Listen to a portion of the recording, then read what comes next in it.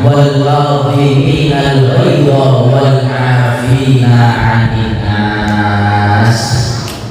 Mereka golongan yang bisa meredam rasa amarahnya, bukan hanya meredam rasa amarahnya, wal-'afina 'anil nas, dan juga bisa memaafkan orang lain meskipun orang lain belum minta maaf kepada kita.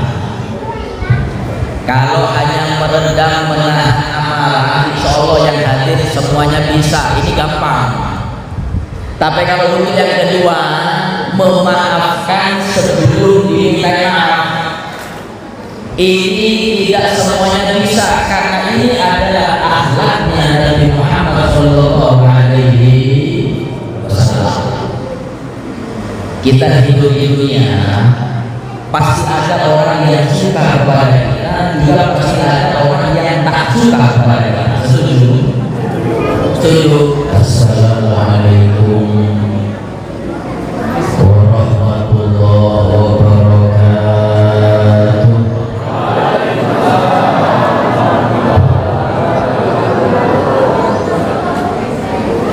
Bismillahirrahmanirrahim. Alhamdulillahilladzi asra bi'abdihi laylan minal masjidil harami ilal masjidil aqsa. Wa nusalli wa nusallim ala sayyidina Muhammadin khairil wara wa ala alihi wa ashabihi ahlu sidqi wa tuqa. Subhanaka la ilma lana illa ma 'allamtana innaka antal alimul hakim. Rabbi shrah li sadri wa yassir li amri wahlul 'uqdatam min lisani yafqahu qawli. Amin ya rabbal alamin. Yang mulia, yang terhormat, segenap para tokoh-tokoh agama, tuan-tuan guru, alim, ulama, segenap jajaran ta'mir Masjid Al-Huda, jajaran panitia penyelenggara Isra wal Mi'raj Nabi Muhammad Sallallahu Alaihi Wasallam, wa nakhussu bidhikri, khususnya kepada Al-Ustaz Haji Hasanusi selaku Ketua PKM, dan tak lupa kepada tokoh-tokoh masyarakat, Bapak Lurah, Bapak Camat, dan semua aparatur pemerintah yang tidak bisa kami sebutkan satu persatu nama mereka, tidak mengurangi rasa hormat dan cinta kami terhadap mereka. Kita doakan mudah-mudahan para tokoh agama dan tokoh masyarakat kita, semoga mereka diberi panjang umur, sehat walafiat, sehingga bisa membina kita, masyarakat juga daerah, menjadi baldatun thayyibatun wa rabbun ghafur. Amin ya rabbal hadirin hadirat rahimakumullah. Alhamdulillah, kita panjatkan puji syukur kehadirat Allah Subhanahu wa taala atas segala limpahan anugerah hidayah, inayah, taufik, rahmat dan nikmat dari Allah. Nikmatul Islam, nikmatul iman, dan nikmat menjadi umat baginda Muhammad Sallallahu Alaihi Wasallam. Mudah-mudahan kita yang hadir semuanya pada umur sehat walafiat. Yang punya hajat insyaallah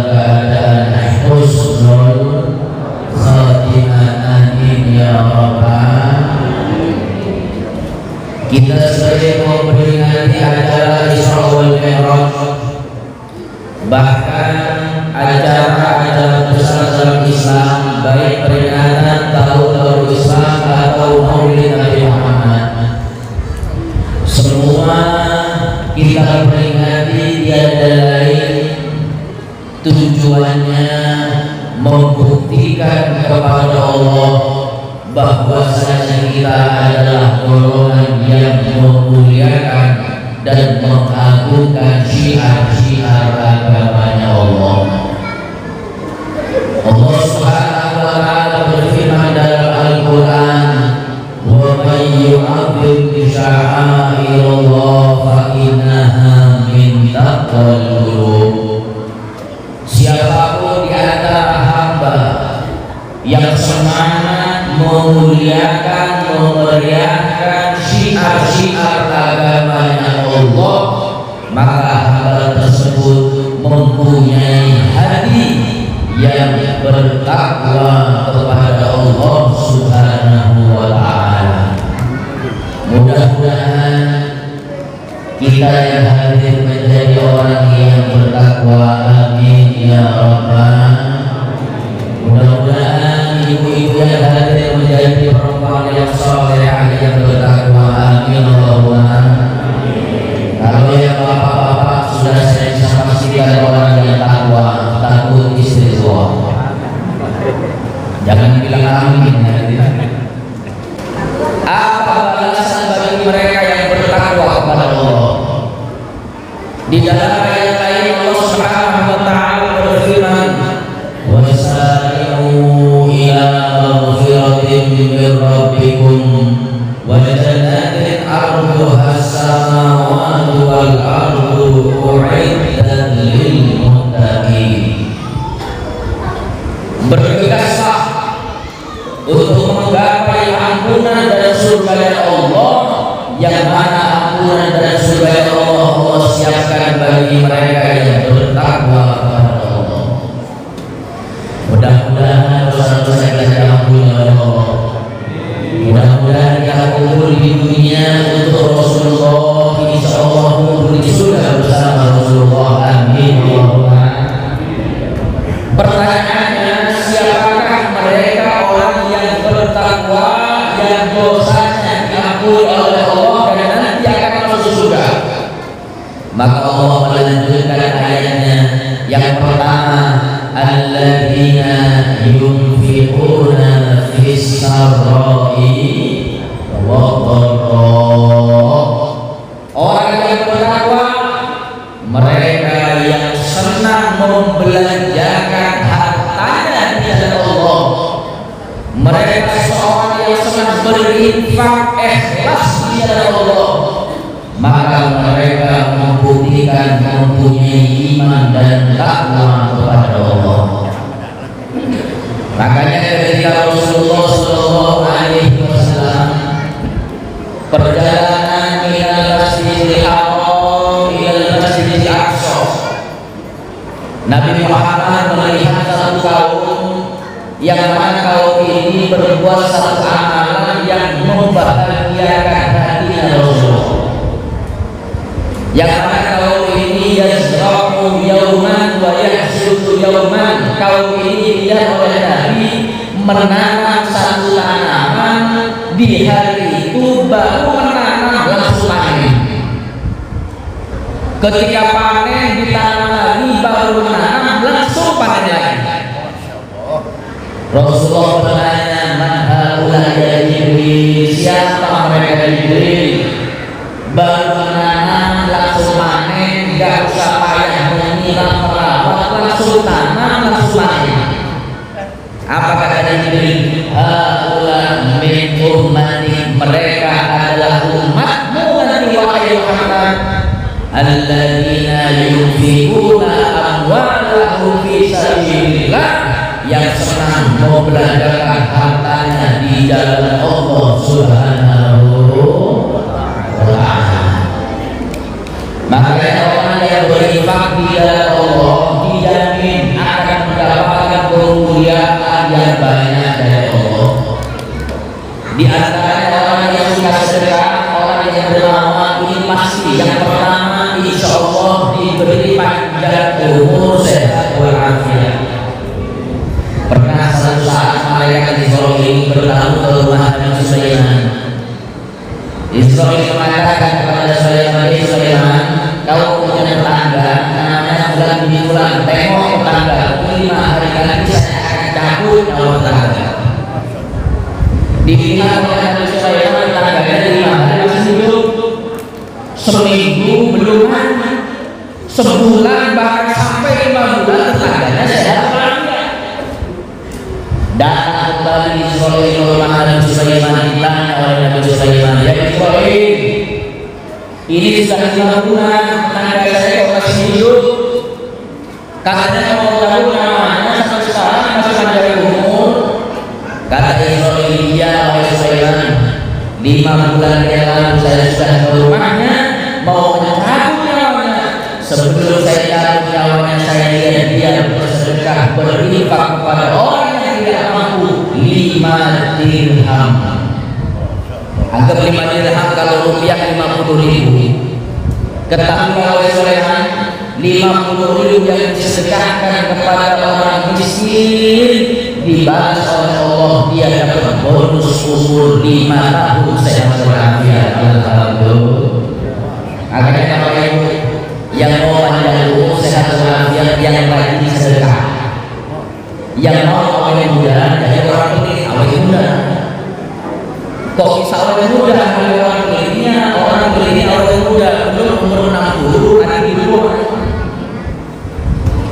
Kok bisa? Iya, itu sudah sunnatullah wa sunnatul rasul. Kata Rasulullah, as-sakhir qaribun minallah. Orang yang suka sedekah, orang dermawan ini dekat dan dicintai oleh Allah. Kalau sudah dicintai oleh Allah, qaribun minannas, akan dicintai oleh masyarakat. Kalau sudah Allah cinta, masyarakat cinta, qaribun minal-jannah, dekat dengan surga. Kalau sudah dekat dengan surga, jauh dari rahmat Allah.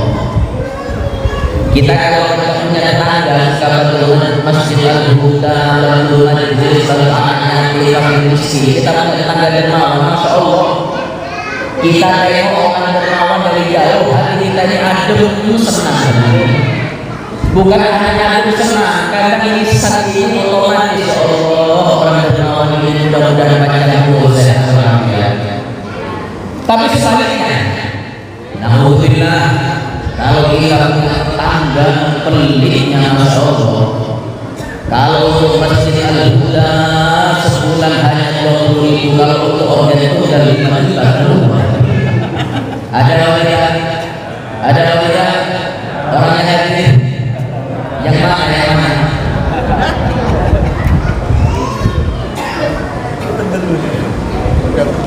Orang yang benar kata Nabi, wajibani, orang yang jarang dermawan, jarang sedekah, orang yang bukan dermawan, ba'idun minallah, akan jauh dari Allah. Kalau sudah jauh dari Allah, ba'idun minannas, akan tidak disukai oleh masyarakat. Punya tetangga pelit, kaya, tapi jarang sedekah, nengok orang dari jauh, ini sumpah hati kita. Bukan hanya sumpah lisan, karena otomatis Allah tangga yang beri kok gak hati. Makanya kemuliaan orang yang rajin sedekah, insya Allah panjang umur, sehat walafiat. Amin Allahumma. Selain panjang umur, sehat walafiat, kemuliaan orang yang rajin sedekah, harta yang keluar dengan jalan bersedekah tidak berkurang hartanya, tapi malah bertambah. Benar atau tidak benar? Yang menjamin bertambah itu bukan saya. Yang menjamin bertambah bukan tuan guru. Yang menjamin bertambah bagi orang yang sedekah langsung seseorang yang kita peringati soal Mi'rajnya, Nabi Muhammad SAW. Apa kata Nabi? Mana qasamalu min shadaqatin bal yazad. Harta yang keluar dengan jalan sedekah tidak akan berkurang, tapi bertambah. Ulama mengatakan Rasulullah mengulang bertambahnya sampai 3 kali. Apa? Padahal seumpama kalau Rasulullah mengatakan bertambahnya sekali, kita wajib bertanya, karena Nabi Muhammad mustahil berbohong. Ini sampai diulang 3 kali, ada apa? Kata ulama, yang pertama bisa jadi satu sedekah yang kita keluarkan minimal 3 kali lipat dari Allah. Kita sedang berusaha jangan khawatir cepat atau lambat dibalas rezeki oleh Allah berupa uang 300 ribu. Tapi ulama kedua mengatakan bukan. Rasulullah itu mengulang bertambahnya 3 kali karena Rasulullah tahu keadaan umat akhir zaman sekarang.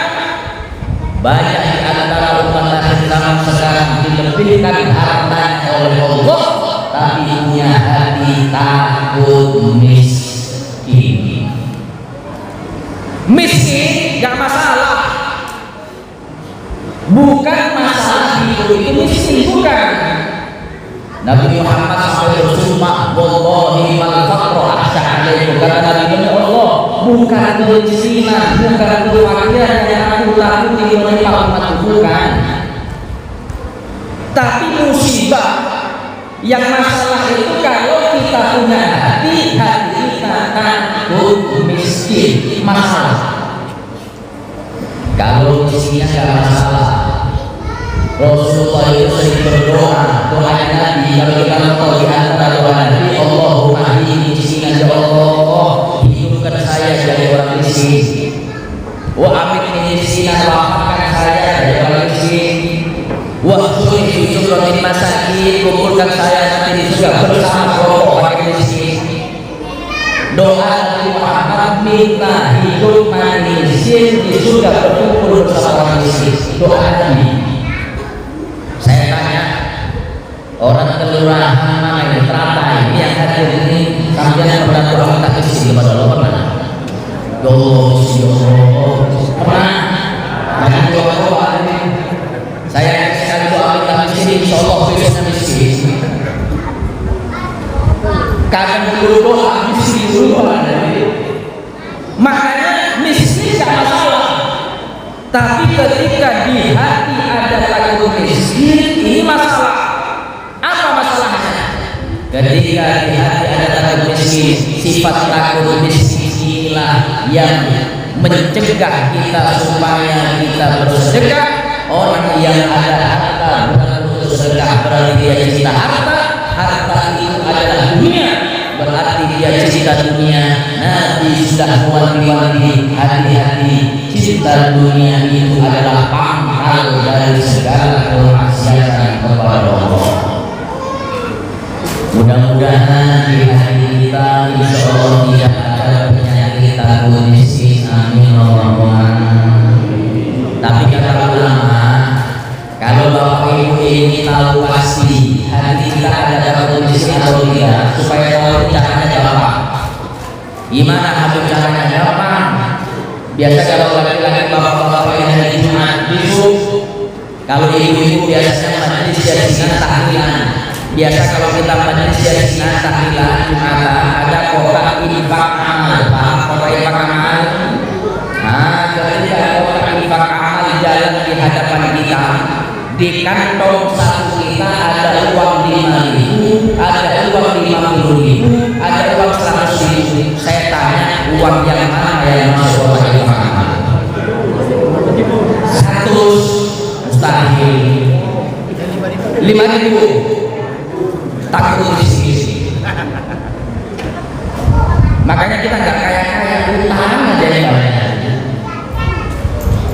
Makanya orang yang rajin sedekah, dia membuktikan bahwasanya hatinya bebas dari takut miskin. Dan ingat, asy-syaitan ya'idukumul faqra wa ya'murukum bil fahsya. Dalam Al-Quran memang setan itu tugasnya menghantui hati kita supaya takut miskin. Hasilnya kalau sudah takut miskin, dia akan mempunyai sifat bakhil, berat untuk bersedekah. Alhamdulillah. Mudah-mudahan yang hadir adalah orang yang rajin bersedekah. Amin Allahumma. Amin Allahumma. Lanjut. Alladzina yunfiquna fis sarra'i wad dharra. Yang kedua, orang-orang yang bertakwa, yang disiapkan ampunan dari segala Allah, mereka walladzina al-ghayza wal 'afina 'anil nas. Mereka golongan yang bisa meredam rasa amarahnya, bukan hanya meredam rasa amarahnya, wal afina 'anil nas, dan juga bisa memaafkan orang lain meskipun orang lain belum minta maaf kepada kita. Kalau hanya meredam menahan amarah, insya Allah yang hadir semuanya bisa, ini gampang. Tapi kalau untuk yang kedua, memaafkan sebelum diminta maaf, ini tidak semuanya bisa, karena ini adalah akhlaknya Nabi Muhammad Shallallahu Alaihi Wasallam. Kita hidup di dunia pasti ada orang yang suka kepada kita, juga pasti ada orang yang tak suka kepada kita. Setuju? Setuju. Kita tidak bisa satu orang yang buat suka semuanya cantik. Pasti ada yang suka, pasti ada yang tak suka. Al-Imam Syafi'i beliau mengatakan, "Man dhanna annahu yasma'a min kalamina fahuwa majnun." Orang yang hidup di dunia ingin selamat dari cicilan orang lain, orang gila. Karena semuanya nggak selamat. Jangankan kita manusia, Allah Subhanahu wa Ta'ala yang maha sempurna nggak selamat dari lisan hambanya sendiri. Allah dikatakan punya anak, Allah dikatakan trinitas, satu dalam tiga Tuhan, di dalam satu Tuhan. Allah sudah jelaskan dalam Al-Quran, Wallahu ahad sampai selesai, masih saja tidak percaya. Nabi Muhammad kurang mulia apa Rasulullah? Nabi Muhammad ini nggak pernah berbuat dosa. Nabi Muhammad ini nggak pernah maksiat, tapi masih sholat ibadah sampai kakinya bengkak. Itu Rasulullah. Hebat, nggak punya dosa, sholat sampai kakinya bengkak. Orang dunia lebih hebat, belum sholat kakinya bengkak duluan. Asal orang mulai kambuh oleh telur kambuhan, akhirnya kalau sudah kambuh nggak sholat. Ini Rasulullah nggak punya dosa, masih sholat sampai kakinya bengkak.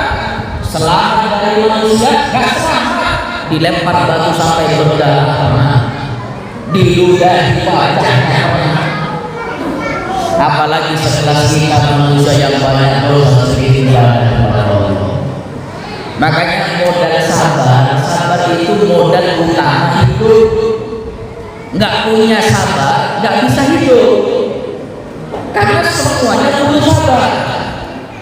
Yang pertama, sabar di dalam ibadah itu butuh sabar. Puasa bulan Ramadan butuh sabar. Melaksanakan sholat 5 waktu butuh sabar, apalagi sholat subuh. Sampai-sampai dalam adat ada lafaz as-sholatu khairun minan naum, sholat lebih baik daripada tidur. Masih gak bangun karena tidak hadir. Sholat butuh sabar, gak sabar, gak bisa sholat.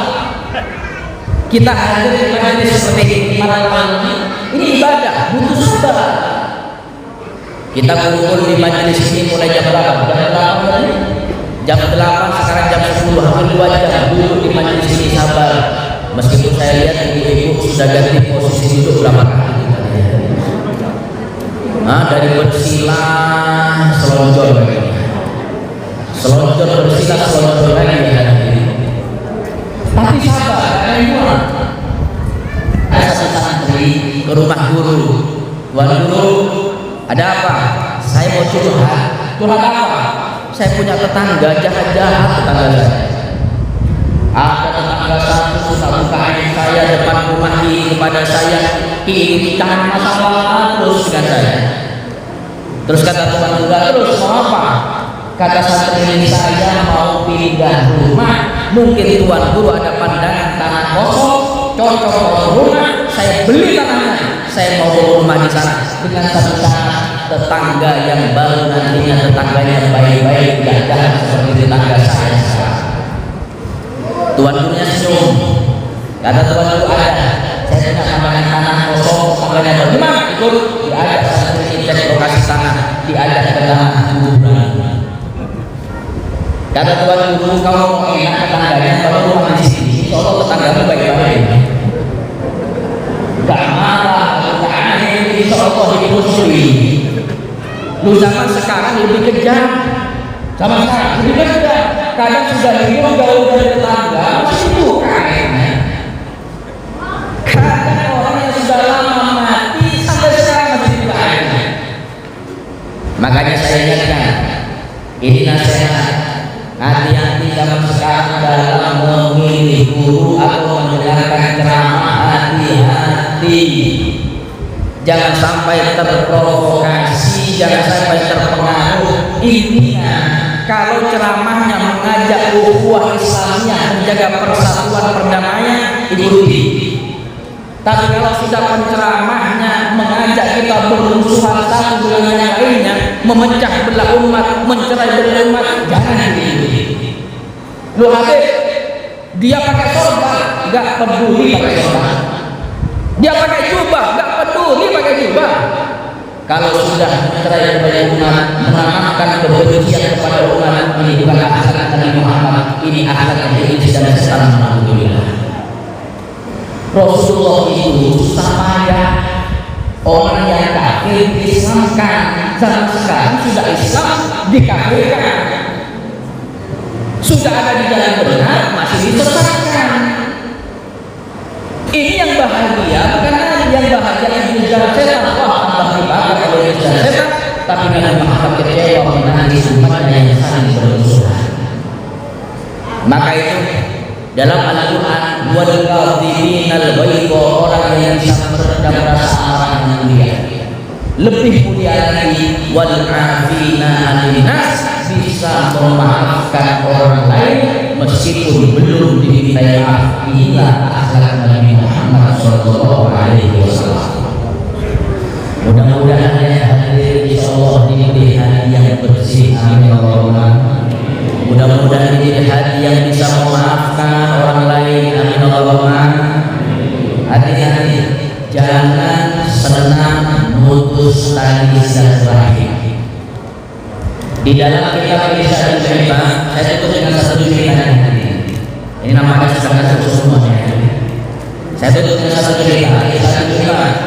Di dalam kitab tersebut disebutkan di zaman Al-Imam Syekh Ibnu Hajar Al-Asqalani. Di zaman beliau ada orang kaya berangkat ke Mekah mau haji. Mungkin zaman dahulu ada ATM, jadi pertanyaan bawa uang tunai yang banyak. Berangkat dari negaranya sampai Mekah, uang yang banyak ini dititipkan ke satu orang yang menerima titipan itu terkenal ahli ibadah, terkenal amanah Mekah dalam menjaga barang diri, pasti aman. Sudah dititipkan uangnya, dia haji 10 hari haji. Setelah haji mau kembali ke negaranya, mau pulang, mengambil uang yang dititipkan. Diketok di rumah Ustaz. Assalamualaikum Ustaz, saya mengambil uang saya Ustaz. Ternyata yang keluar adalah anak-anak putranya. Orang kaya tanya, maaf, bapakmu ada? Kata putranya, bapak saya tiba-tiba semalam meninggal dunia. Lu sakit apa? Nggak sakit, sehat, tiba-tiba meninggal dunia.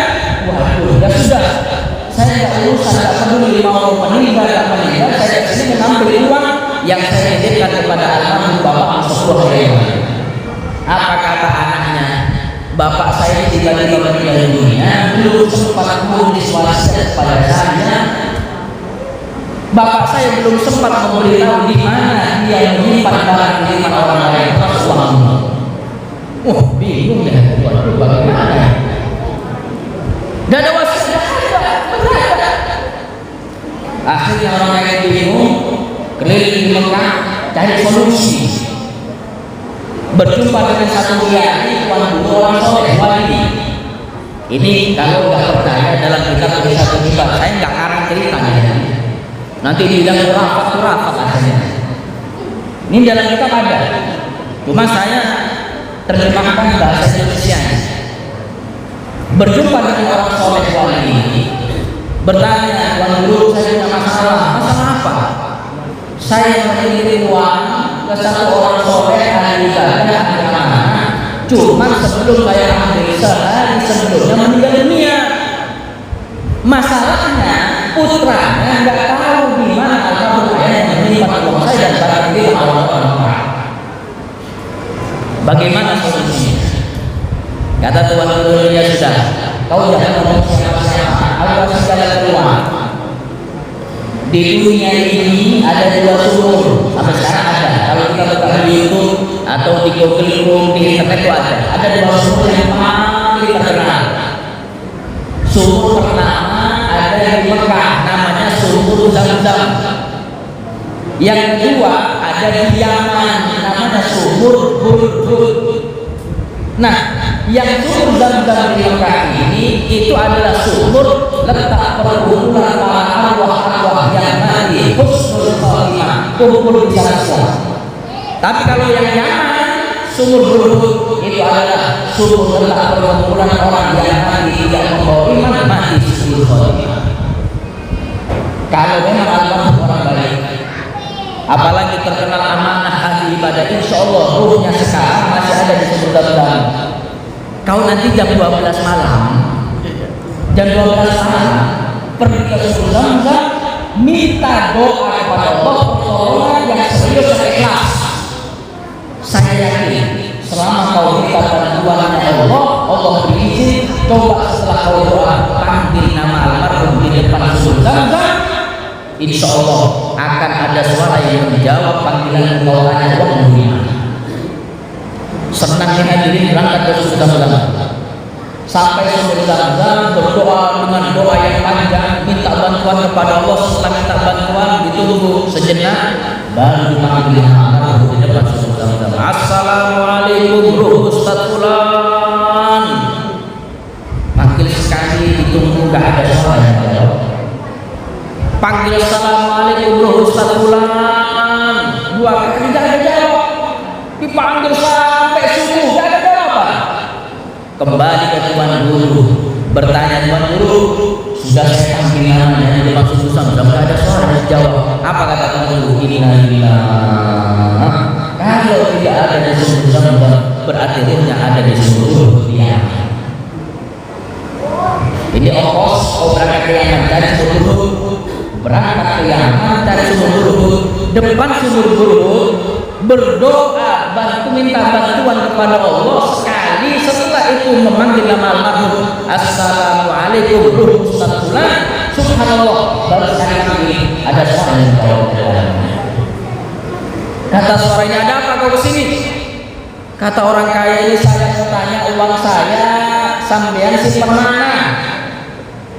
Anak sampean nggak tahu, sampean nggak ada wasiat." Kata suara dia, "Kau sekarang balik ke Mekah, ke rumah saya, salam kepada putra saya, bilang kepada putra saya, semua barang di rumah dan termasuk uangmu saya simpan di belakang rumah saya 5 meter, saya pendam ke bawah." Senang orang kaya dan orang jawaban dengan uangnya. Tapi orang kaya penasaran, "Pak Ustaz, saya mau tanya." "Tanya apa lagi?" "Kenapa Ustaz ada di sumur Burud? Ustaz ini ahli agama, ibadah, amanah. Harusnya Ustaz ada di Zam-Zam, bukan di sini." Maka suara ini dengan menyesal mengatakan, "Betul, saya ahli ibadah, saya memang ahli amanah. Cuma saya punya satu maksiat yang belum saya sempat taubat kepada Allah. Dengan satu maksiat ini saya mati husnul khotimah." "Apa maksiat panjenengan Ustaz?" "Innani ukhtul faqirah jatuha." Saya punya adik perempuan saya. Adik saya ini miskin, fakir, terus minta-minta kepada saya. Akhirnya saya suka benci dan saya putus tali silaturahmi dengan adik saya. Belum sempat tobat dari bermusuhan dan putus tali silaturahmi, saya jatuh nyawanya Allah, mati husnul khotimah. Mana dirinya? Mana ibadahnya? Mana katanya guru agama? Kalau sudah hatinya kotor, penuh dendam, penuh dengki, senang urusan silaturahmi, apa kata Nabi? Malunun walau nata fi qawlil Ka'bah. Orang yang senang urusan silaturahmi hati-hati. Kalau enggak tobat, mati nasul khotimah, meskipun mati di depan Ka'bah tetap nasul khotimah. Hadirin yang dirahmati oleh Allah, ini yang ahli ibadah, ahli amanah, nasul khotimah. Karena berurusan, kadang kita sholat, kadang kita kadang puasa, gak puasa, musuhan terus ini. Maka itu ayo dengan momen seperti ini, apa saya sholat, jangan sampai kita jauh dari akhlaknya Nabi Muhammad. Rasulullah mengajarkan kepada kita sedekah, ayo semampu kita sedekah. Rasulullah mengajarkan kepada kita sabar, ayo sabar, meskipun dari sabar kita jauh daripada Nabi Muhammad. Maka itu mudah-mudahan yang hadir di sini insyaallah ini hati yang bersih, suka memaafkan dan dermawan. Amin Allahumma. Insyaallah panjang umur sehat walafiat. Amin Allahumma.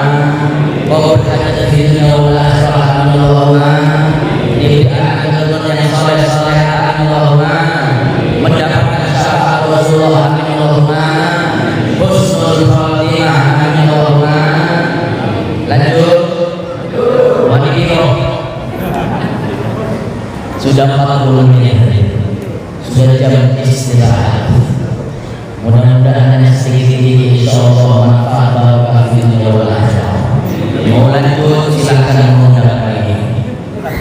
Insyaallah lanjut 2 jam saja lanjut. Mudah-mudahan kita kumpul di dunia untuk Rasulullah, insyaallah kita